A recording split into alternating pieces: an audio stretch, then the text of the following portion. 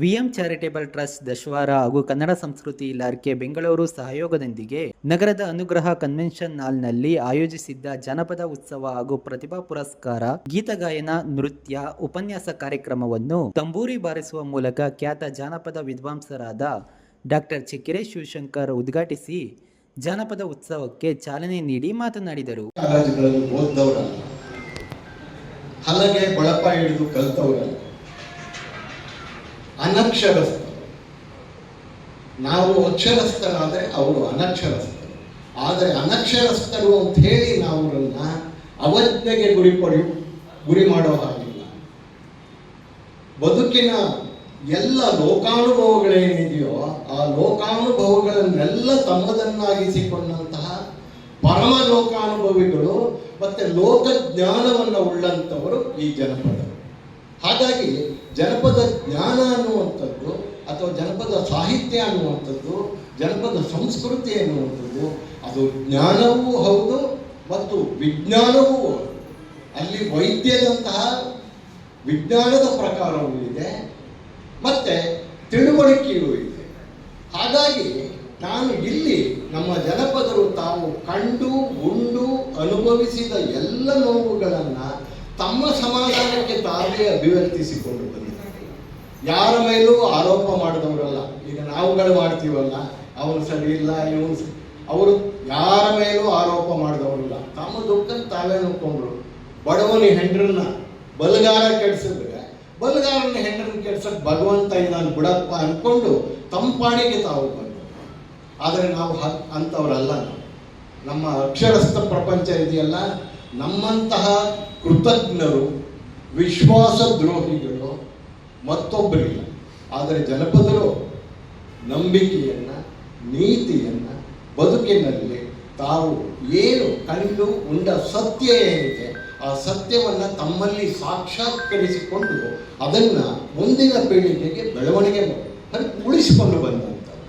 ಹಾಗಾಗಿ ನಾವಿವತ್ತು ನಮ್ಮ ಮಕ್ಕಳು ಹುಟ್ಟಿದ ತಕ್ಷಣ ನಾವೇನು ಯೋಚನೆ ಮಾಡ್ತೀವಿ, ಯಾವುದೋ ಒಂದು ಒಳ್ಳೆ ಸ್ಕೂಲಿಗೆ ಸೇರಿಸ್ಬೇಕು, ಆ ಸ್ಕೂಲಲ್ಲಿ ಒಳ್ಳೆ ಅಂಕಗಳನ್ನು ತಗೋಬೇಕು, ಫಸ್ಟ್ ರ್ಯಾಂಕೇ ಬರಬೇಕು, ಅವನು ಮೆಡಿಕಲ್ಲೇ ಓದಬೇಕು, ಅವನು ಇಂಜಿನಿಯರಿಂಗೇ ಓದಬೇಕು, ಅವನು ಅಮೇರಿಕಾಕ್ಕೆ ಹೋಗಬೇಕು, ಅವನು ಡಾಲರ್ ಸಂಪಾದನೆ ಮಾಡಬೇಕು, ಇಲ್ಲಿ ಸೈಟು ಮನೆ ಕಾರು ಮಾಡಬೇಕು ಅಂತ ನಾವು ಹೇಳ್ತೀವಿ.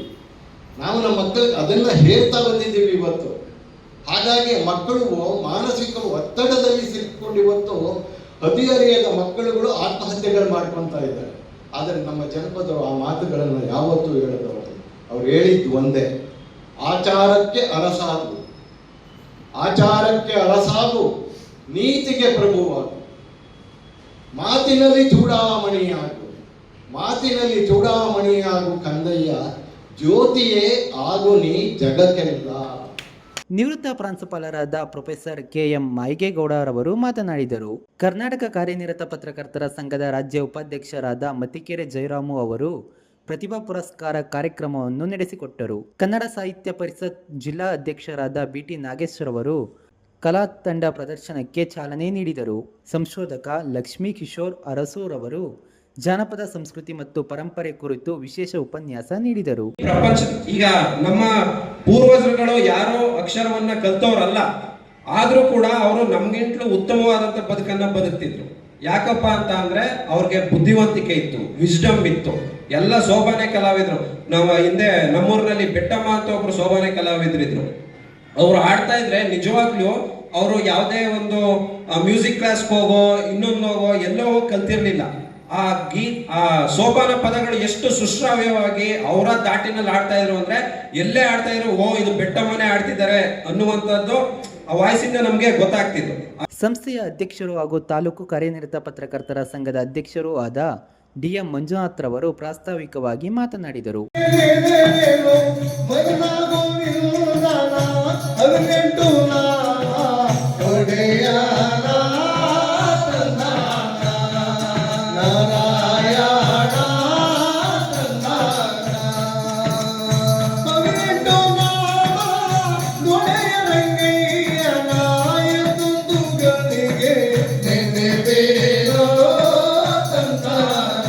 ಇದೇ ಸಂದರ್ಭದಲ್ಲಿ ಜಾನಪದ ಗೀತೆಗಳ ಗಾಯನ ಕ್ಷೇತ್ರದಲ್ಲಿ ಉತ್ತಮ ಸಾಧನೆ ಮಾಡಿದ ಅಂತಾರಾಷ್ಟ್ರೀಯ ಜಾನಪದ ಗಾಯಕರಾದ ಬ್ಯಾಡ್ರಳ್ಳಿ ಶಿವಕುಮಾರ್, ಮತ್ತು ಬೇವೂರು ರಾಮಯ್ಯ, ಡಾಕ್ಟರ್ ಚಕ್ಕೆರೆ ಶಿವಶಂಕರ್, ಮಾತೃಭೂಮಿ ಮಹೇಶ್ ರವರನ್ನು ಸನ್ಮಾನಿಸಿ ಗೌರವಿಸಲಾಯಿತು.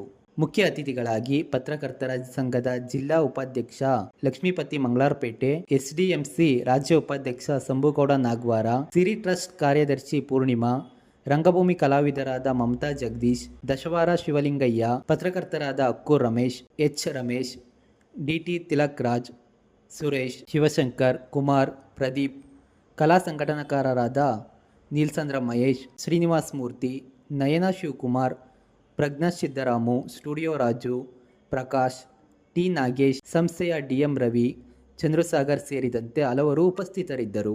ಕಾರ್ಯಕ್ರಮದಲ್ಲಿ ವಿವಿಧ ಕಲಾ ತಂಡಗಳಿಂದ ಡೊಳ್ಳು ಕುಣಿತ, ಪೂಜೆ ಕುಣಿತ, ತಮಟೆ ವಾದನ, ಹುಲಿವೇಷ, ಸೋಮನ ಕುಣಿತ, ಕಲಾ ಪ್ರದರ್ಶನ ನಡೆಯಿತು. ಗಾಯಕರು ಸೋಬಾನೆ, ತತ್ವಪದ, ರಂಗಗೀತೆ, ಜಾನಪದ ಗೀತೆಗಳನ್ನು ನಡೆಸಿಕೊಟ್ಟರು.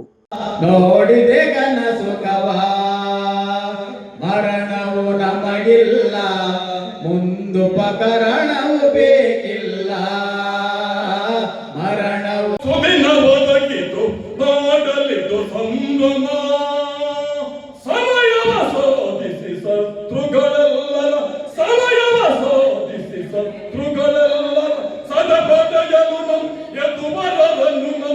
ಉಪನ್ಯಾಸಕರಾದ ಬಿಪಿ ಸುರೇಶ್ ರವರು ಸ್ವಾಗತಿಸಿದರು. ಗಾಯಕರಾದ ಮಳೂರು ಮಹಾದೇವ್ ಪ್ರಾರ್ಥಿಸಿದರೆ, ಎಸ್ಪಿ ಗಂಗಾಧರ್, ಮಿಣಿಸ್ಕಳ್ಳಿ ಸ್ವಾಮಿ, ಚಕ್ಕೆರೆ ಸಿದ್ದರಾಜು, ಪುಟ್ಟರಾಜು ಸೇರಿದಂತೆ ಹಲವರು ಕಾರ್ಯಕ್ರಮದ ಯಶಸ್ವಿಗೆ ಸಹಕರಿಸಿದರು.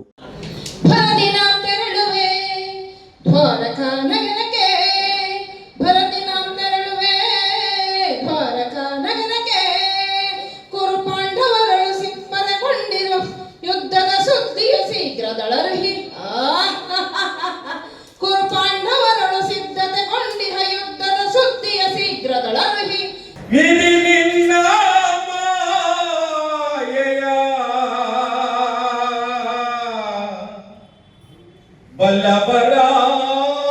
ಬಲ್ಲಬರಾರಿಗರೋ